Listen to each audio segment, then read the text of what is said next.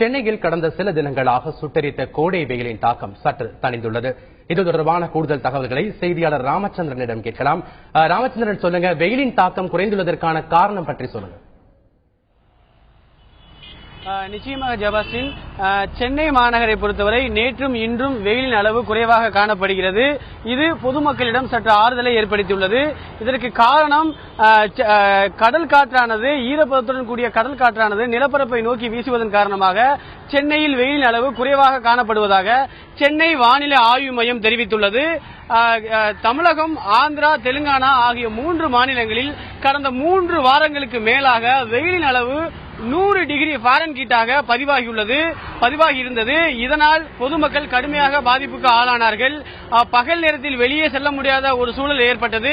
குறிப்பாக பகல் நேரத்தில் சாலையில் நடந்து செல்பவர்கள், பேருந்தில் பயணிப்பவர்கள், இருசக்கர வாகனத்தில் செல்பவர்கள் மற்றும் வெளிப்புறமாக வேலை செய்யக்கூடிய உடல் உழைப்பாளர்கள் ஆகியோர்கள் கடுமையாக இந்த வெயிலின் காரணமாக பாதிப்புக்கு ஆளானார்கள்.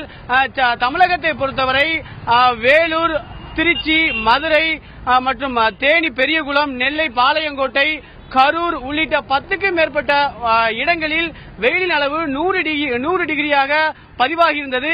சென்னை மாநகரத்தை பொறுத்தவரை கடந்த 23 மற்றும் 24 ஆகிய 2 தினங்களில் வெயிலின் அளவு அதிகபட்சமாக 107 டிகிரியாக பதிவாகியிருந்தது. 107 டிகிரி ஃபாரன்ஹீட்டாக பதிவாகியிருந்தது. கடந்த ஆண்டை பொறுத்தவரை ஏப்ரல் மாதத்தில் இந்த அளவிற்கு வெயிலின் அளவு இல்லை.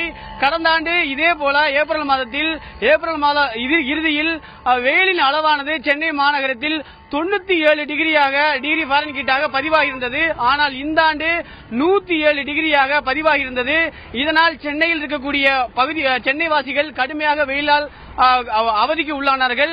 பகல் நேரத்தில் வெயிலின் அளவு அதிகமாக காணப்பட்டது. அது மட்டுமல்லாமல் அனல் காற்றும் அதிக அளவில் வீசியதால் பகலில் வெளியே நடமாட முடியாத ஒரு சூழல் ஏற்பட்டது.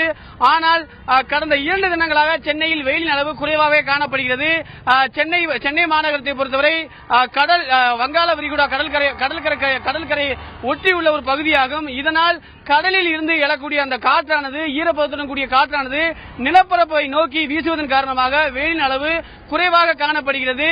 மற்ற சென்னையின் உள்பகுதிகளில் வெயிலின் அளவு அந்த இரவு நேரத்திலும் பகல் மற்றும் இரவு நேரத்திலும் உஷ்ணம் அதிகமாகவே காணப்படுகிறது. இந்த கடல் காற்று ஈரப்பதத்தின் காரணமாக வெயிலின் அளவு கடந்த 2 தினங்களாக சென்னையில் குறைந்துள்ளதாக சென்னை வானிலை ஆய்வு மையம் தெரிவித்துள்ளது. ஜபாஸ்டின். ராமச்சந்திரன், இனி வரக்கூடிய காலங்களில் வெப்பத்தின் தாக்கம் அதிகரிக்க வாய்ப்புகள் இருக்கிறதா? இது பற்றி சென்னை வானிலை ஆய்வு மையம் என்ன சொல்லியிருக்காங்க? நிச்சயமாக ஹேமா, வெயிலின் அளவானது, அதாவது பூமியானது தன்னைத்தானே சுற்றி கொண்டு சூரியனையும் சுற்றி கூடக்கூடிய ஒரு அமைப்பை கொண்டுள்ளது. பூமிக்கும் சூரியனுக்கும் இடைப்பட்ட பகுதி அதிகமாக இருக்கும் பொழுது அந்த பகுதி குளிர்காலமாக பார்க்கப்படுகிறது. அந்த பகுதியில் மேலே அதிக அளவில் வானம் மேகமூட்டத்துடன் காணப்படுவதால் சூரியனின் வெயிலானது நேரடியாக பூமிக்கு வருவதை தடுக்கப்படுகிறது. அதே போல சூரியனுக்கும் பூமிக்கும் உள்ள அந்த இடைவெளியானது குறைந்து காணப்படும் போது கோடை காலமாக பார்க்கப்படுகிறது. இந்த காலத்தில் அதிக அளவில் சென்னை மாநகரத்தில் அதிக அளவில் வெயிலின் அளவு பதிவாகி இருக்கிறது. ஆனால் இந்த வரக்கூடிய அடுத்த சில தினங்களில் சென்னையில் வெயிலின் அளவு குறைவாகவே காணப்படும் என்றும் சென்னை வானிலை ஆய்வு மையத்தால் தெரிவிக்கப்படுகிறது. அதற்கு காரணம் தற்பொழுது தமிழகம், ஆந்திரா, தெலுங்கானா பகுதியில் இருக்கக்கூடிய அந்த வெயிலானது கர்நாடக மாநிலத்தில் அதிக அளவில் பதிவாகும். இந்த 3 மாநிலங்களில் வெயிலின் அளவு கடல் காற்றில் அதிகமாக தரைப்பகுதி நோக்கி வருவதன் காரணமாக குறைவாகவே காணப்படும். கர்நாடக பகுதியில் அடுத்த சில தினங்களுக்கு வெயில் அளவு அதிகமாக காணப்படும் என்றும் சென்னை வானிலை ஆய்வு மையம் தெரிவித்துள்ளது. ஹேமா.